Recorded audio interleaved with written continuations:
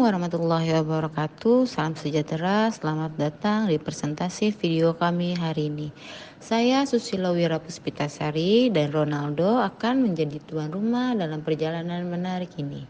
Dalam kesempatan ini, saya dengan bangga mempersembahkan sebuah video animasi yang menggambarkan momen yang penting dalam sistem hukum kita, pembacaan putusan persidangan. Putusan adalah suatu pernyataan hakim sebagai pejabat negara yang diucapkan di muka persidangan dengan tujuan untuk mengakhiri atau menyelesaikan suatu perkara atau sengketa antara para pihak yang saling berkepentingan.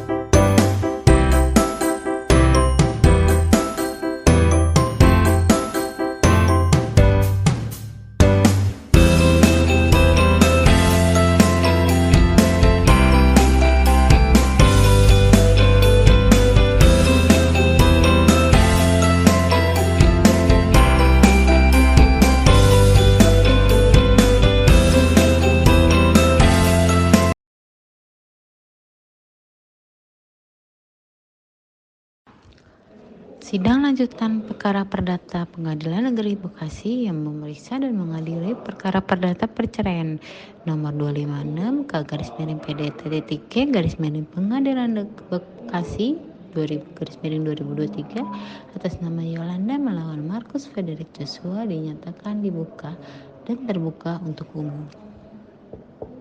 Sesuai dengan berita acara sidang yang lalu, maka sidang hari ini adalah pembacaan putusan majelis hakim. Saudara dan saudari, apakah saudari atau saudara dalam keadaan sehat, baik jasmani maupun rohani, dan siap mengikuti persidangan hari ini? Siap, Yang Mulia. Saudari dan saudara diberitahukan bahwa acara persidangan pada hari ini adalah pembacaan putusan pengadilan. Apakah saudara terdakwa sudah siap mendengar putusan sidang hari ini? Ya, sudah siap, Ibu Hakim yang Mulia. Putusan nomor 256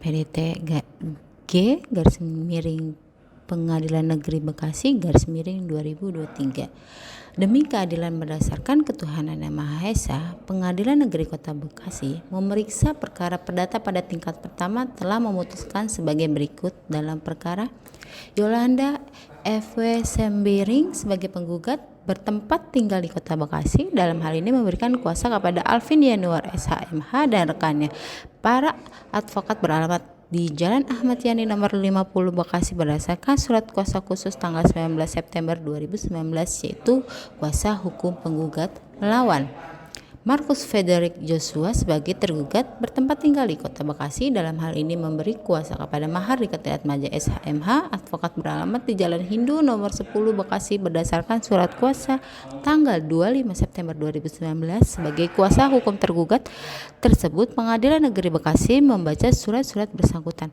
menimbang bahwa dari surat-surat tersebut ternyata bahwa sekarang penggugat telah menggugat tergugat di muka persidangan Pengadilan Negeri Bekasi pada pokoknya atas dalil-dalil: 1. Bahwa pada tanggal 23 September 2016 penggugat dan tergugat telah melangsungkan perkawinan sesuai dengan tuntutan agama Kristen Protestan, dan perkawinan tersebut tercatat di Kantor Dinas Kependudukan dan Catatan Sipil Provinsi Jawa Barat sesuai dengan kutipan Akta Perkawinan nomor 1324/4647 6/1098 tertanggal 23 September 2016. 2. Bahwa setelah menikah penggugat dan tergugat membeli rumah di Kota Bekasi dan telah berkumpul sebagai mana layaknya suami istri namun belum dikaruniai anak. 3. Bahwa setelah berumah tangga dengan tergugat, penggugat tidak pernah merasakan kebahagiaan dan selalu diwarnai oleh pertengkaran dan perselisihan yang terjadi terus-menerus. Bahkan bagi penggugat, kehidupan rumah tangga tak ubah, rumah tangga yang hampa yang jauh dari rasa kedamaian dan ketentraman sebagaimana tujuan dari suatu perkawinan. 4. bahwa tidak adanya kesamaan pandangan visi dan misi dalam membangun rumah tangga serta tidak adanya saling menerima kelebihan dan kekurangan masing-masing menjadi penyebab utama terjadinya pertengkaran dan perselisihan di antara penggugat dan tergugat. 5. Bahwa di samping itu, sikap tergugat yang tidak bisa memberi kehadiran dan penggugat di dalam rumah tangga menjadi salah satu faktor penyebab jauhnya keharmonisan dalam rumah tangga penggugat. 6. Bahwa perkara rumah tangga penggugat dan tergugat semakin menjadi jauh dari sebuah rumah tangga yang penggugat impikan, di mana pada tanggal 8 September 2019 penggugat mengajukan gugatan kepada tergugat melalui kepanitiaan Pengadilan Negeri Bekasi.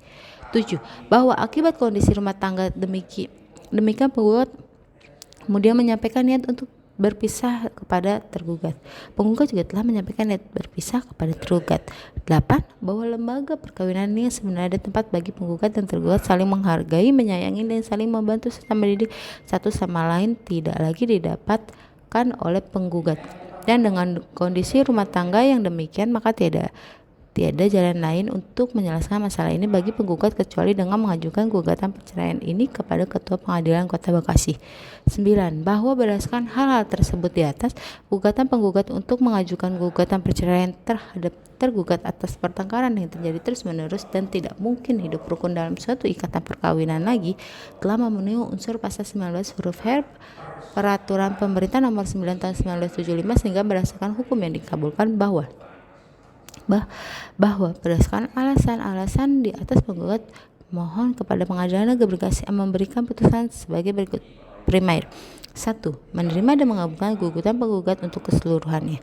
2. Menyatakan ikatan perkawinan antara penggugat dan tergugat sebagaimana tercatat di Kantor Dinas Kependudukan dan Catatan Sipil Provinsi Jawa Barat sesuai kutipan Akta Perkawinan nomor 1324/46/1098 pada tanggal 23 September 2016, putus karena perceraian dengan segala akibat hukumnya. 3. Membebankan seluruh biaya sesuai hukum yang berlaku. Subsidiar. 1.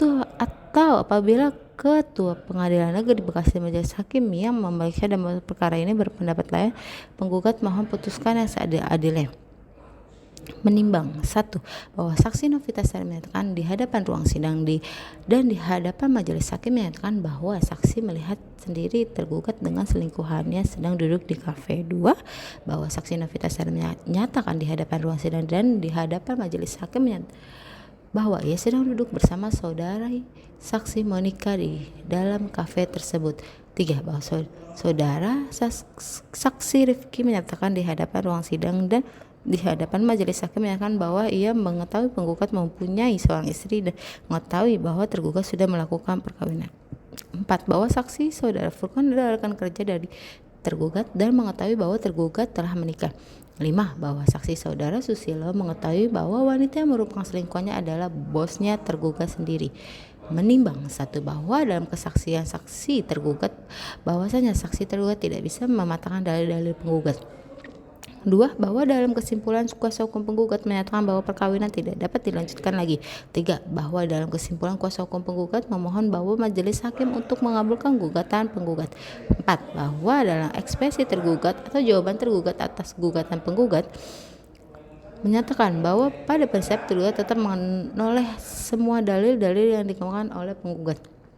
5. Bahwa dalam ekspresi tergugat atau jawaban tergugat atas gugatan penggugat menyatakan bahwa gugatan dari penggugat tidak jelas atau obskur label bahwa tergugat telah melakukan perselingkuhan di Hawaii, namun hal ini tidak dimasukkan dalam surat penggugat. Menimbang bahwa dalam pokok perkara tergugat tidak pernah melakukan perselingkuhan seperti yang dituduhkan oleh penggugat. 2. Bahwa dalam pokok perkara tergugat bahwasanya kuasa hukum tergugat telah mengajukan bukti-bukti T1 sampai T2. 3. Bahwa tergugat sudah mengajukan saksi-saksi seperti saudara saksi Christian Hari dan Vincent Pangestu yang berdasarkan kesaksian tersebut sudah jelas bahwa tergugat sedang menjalankan pekerjaan di kafe tersebut. Mengingat 1. Bahwa kesaksian saksi tergugat tidak mematahkan dalil penggugat. 2. Menurut kesaksian saudara dari saksi tergugat bernama Vincent Pangestu, yaitu bahwa saksi telah mengetahui adanya perkawinan antara penggugat dan tergugat. 3. Bahwa tergugat tidak bertanggung jawab kepada penggugat, bahwa tergugat tidak memenuhi kebutuhan rumah tangga terutama istri selaku penggugat dalam hal ini. 4. Bahwa Saudara saksi Christian Hari mengemukakan kesaksiannya di hadapan majelis hakim dan di hadapan persidangan, yaitu saksi Christian mengemukakan bahwa ia tidak mengetahui adanya hubungan perselingkuhan tergugat dengan saudara Chelsea Silitonga dan hanya mengetahui bahwasan hubungan tergugat dengan saudara Chelsea Silitonga hanya sebatas hubungan kerja saja. 5. Bahwa saudara saksi Christian Hari mengemukakan bahwa kesaksian di hadapan persidangan dan di hadapan majelis hakim tidak mengetahui ada perselingkuhan antara tergugat dengan Chelsea Silitonga.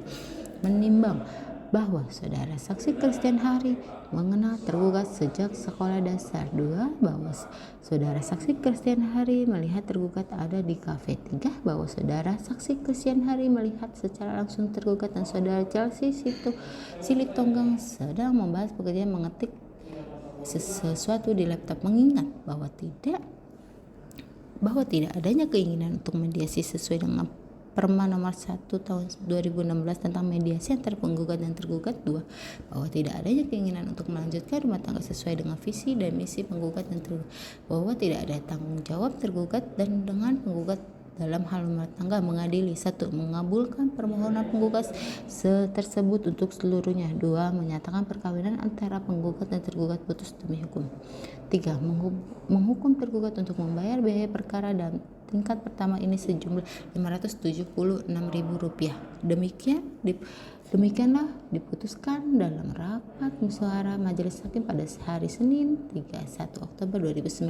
Susilo Wira Puspitasari SHMH, Hakim Pengadilan Negeri Kota Bekasi yang ditetapkan oleh Ketua Pengadilan Kota Bekasi sebagai anggota Ketua Majelis Sunmega Jaya SHLM dan Mesya Milenia SHMH, Hakim-Hakim Pengadilan Negeri Bekasi sebagai anggota dan diucapkan terbuka untuk umum pada hari ini juga oleh Ketua Majelis dengan dihadirkan oleh Panitera Pengganti Leonita SHMH. Ditutup.